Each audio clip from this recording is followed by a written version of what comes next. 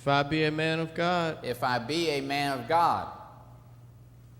If I be. You're saying I'm a man of God. If I be a man of God, what? Let fire come down from heaven. Let fire come down from heaven and do what? And consume thee and thy 50. And consume all 51 of you. And the fire of God did what? Came down from heaven. The fire of God came down from heaven and what? And consumed him and his 50.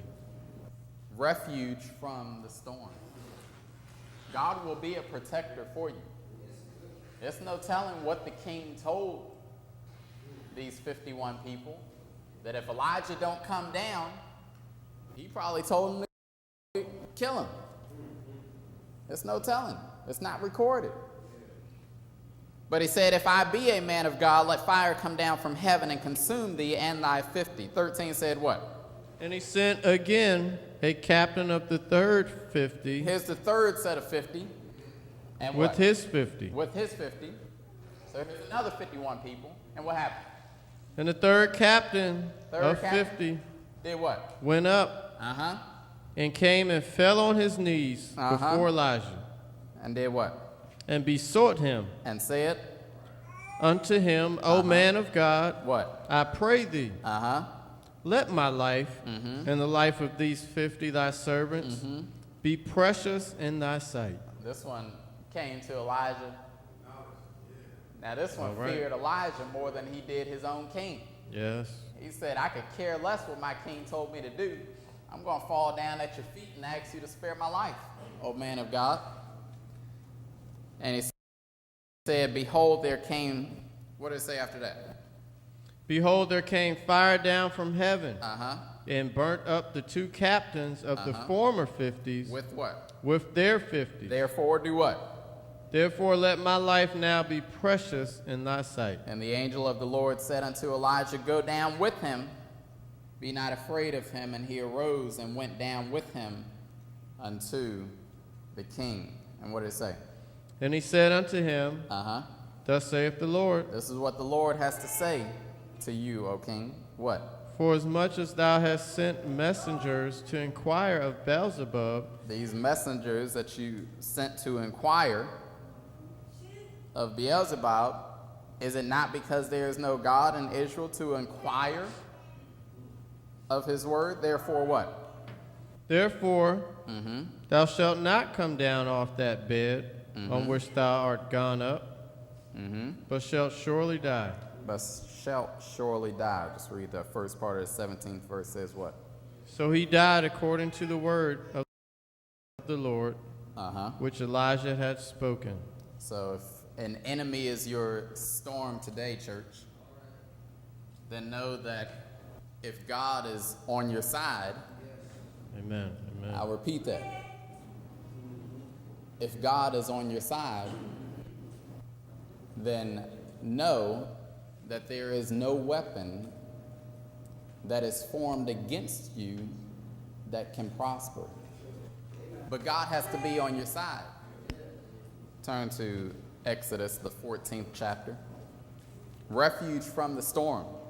God delivered Elijah out of the hands of what could have been fatal unto him. But God is a shelter and he is a protector from danger or distress. Exodus, the 14th chapter. The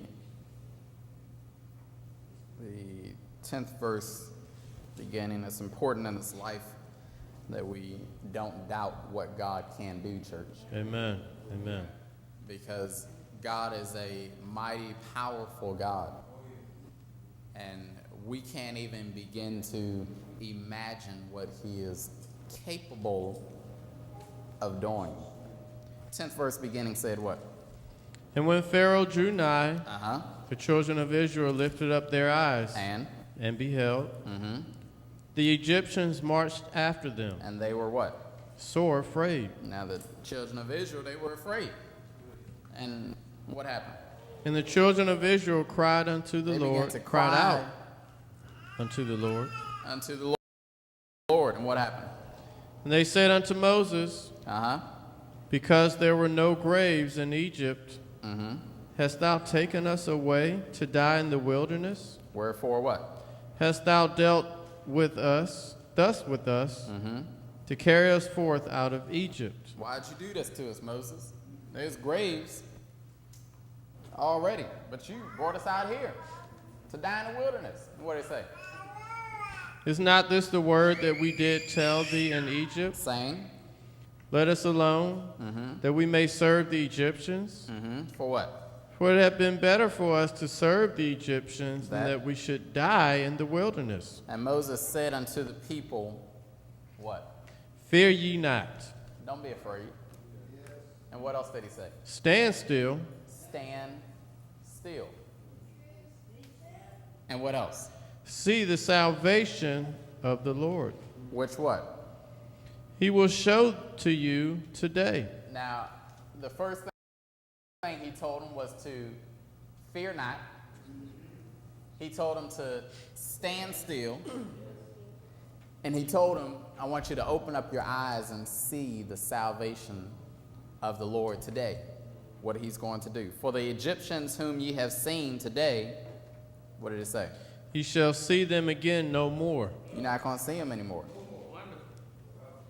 Church, sometimes you have to stand still and like the kids sing the song, turn it over to Jesus. Amen. They were so afraid and so threatened on what was coming their direction that they completely forgot about the power of God. You know, and to imagine this, my family and I used to live maybe about 200 yards from the James River while we were on the farm where the buses are parked at now. And I sat back this morning and I was imagining an army coming our direction. And we knew that they were coming towards our house. And the only place left for us to go was to the water. And I just envisioned in my head how God had just opened up a pathway. What did it say, brother? Forever. The Lord shall do what? Shall fight for you. God is going to be your protector. But you have to make sure that your hands are clean and your heart is pure. It said, the Lord shall fight for you, and ye shall do what? Hold your peace. And the Lord said unto Moses, wherefore criest thou unto me? Do what? Speak unto the children of Israel that they go forward. Don't stand still. Oh, don't. Just stay right there. Go forward, is what he told them. Go right straight ahead. I'm sure they were saying to themselves, well, where in the world are we going to go, Lord? There's a body of water sitting right in front of our face. The only thing we can do is make a U-turn and go back towards the army that's marching our direction. But lift thou up thy rod and do what? Stretch out thine hand over the sea and divide it. And the children of Israel shall go on dry ground through the midst of the sea. And I behold, what? I will harden the hearts of the Egyptians. I'm going to harden their hearts. And what? And they shall follow them. Uh-huh. And I will get me honor upon Pharaoh. I'm going to get me some honor. Amen. Pharaoh thinks that he's big time.